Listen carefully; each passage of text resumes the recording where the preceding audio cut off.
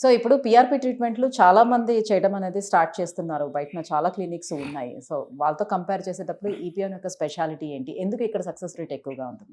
ఇపియాన్‌లో ఒక సిస్టమ్ ఉంటుంది. ఇంటి దగ్గర 8 ఇయర్స్ అయింది స్టార్ట్ చేసి.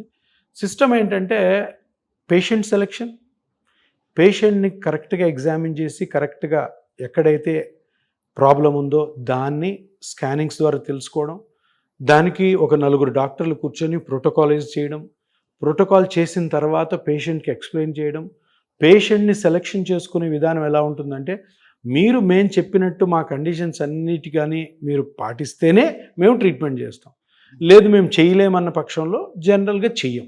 సో ఇది చాలా ఇంపార్టెంట్. చేసిన తర్వాత కరెక్ట్గా చేసి కరెక్ట్గా ఫాలోఅప్ పెట్టుకోవాలి. పేషెంట్ మళ్ళీ ట్రీట్మెంట్స్ అయిపోయినాక దగ్గర ఈరోజు 2 months ట్రీట్మెంట్ ఉందనుకోండి, లేదు 1 month ట్రీట్మెంట్ చేసాం, తర్వాత 6 months ఫాలోఅప్లో పెట్టుకుంటాం.